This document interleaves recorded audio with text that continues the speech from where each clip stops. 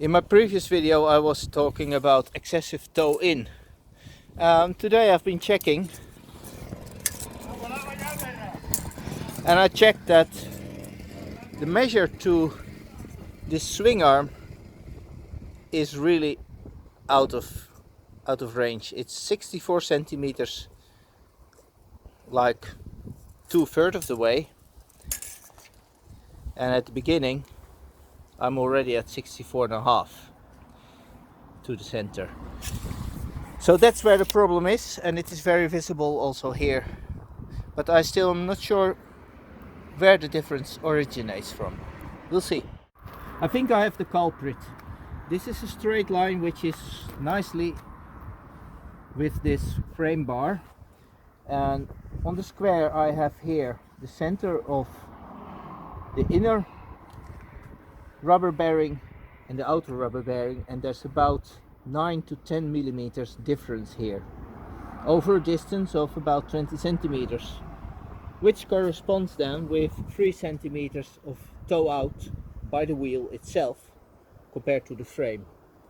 And in order to get a 2 centimeter toe in, I had to put the frame at 5 centimeter. And that's what we saw last time. We're gonna cut here the frame shorter and re-weld this whole rubber mount. By moving the front outer swing arm bearing about 1 centimeter forward, I got the whole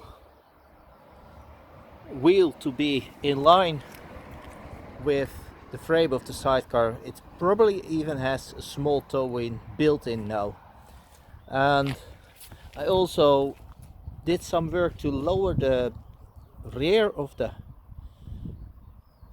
boat, so it sits a little bit lower on the frame, and now it surely ain't diving anymore. This looks really nice. It's almost in the same line as the stripes on the tank, which is much better than it used to be. Also, looking from the front, it seems to have a very nice posture. And from the back,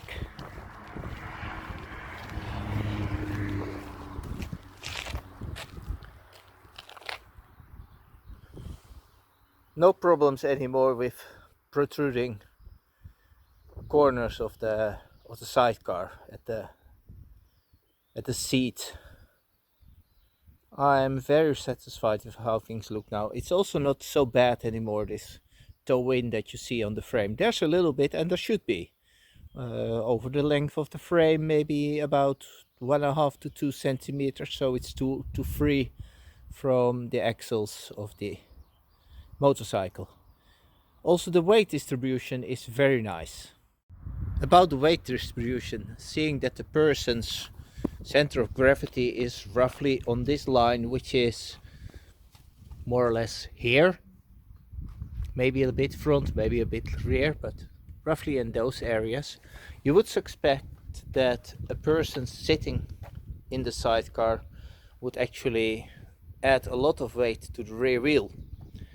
I'm not sure how it works. Maybe it's the way the mounts are made or how the springs are functioning at the moment, but it seems that I had a person over 90 kilo sitting here. It has about 2/3 of the weight getting here, about 1/5 up to 1/4 on the front wheel, and only something between roughly 16-20% extra on the rear wheel, which is a very positive thing, because the rear wheel is anyway very heavy loaded usually. I will change to some other shocks with also stronger springs. So in total I think this is a good rig now, and it should be able to accommodate a total weight of about 630 kilos maybe, without going over the original weight for the motorcycle itself as measured on its axles.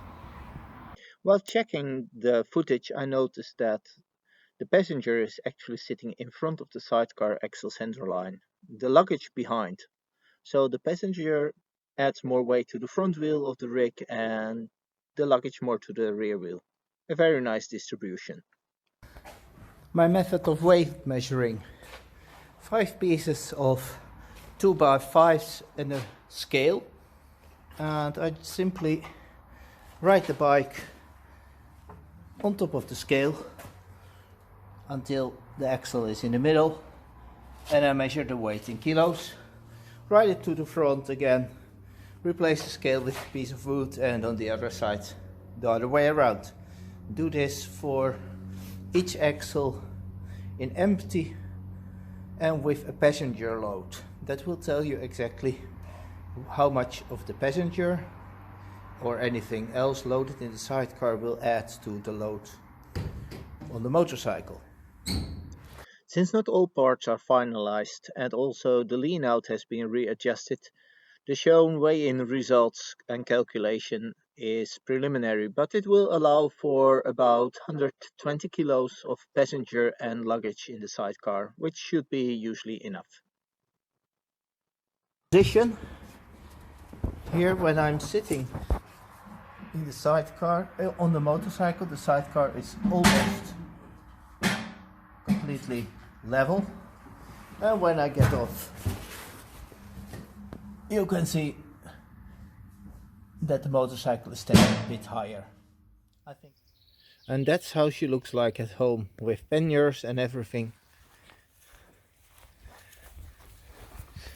I've just been riding just a few kilometers, and I must say I succeeded in the adjustment of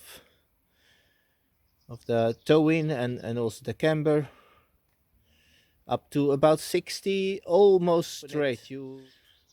I couldn't try to go without hands because the steering damper is missing, so the wobbling is there, but feels very much in good equilibrium. Happy for today. Bye bye.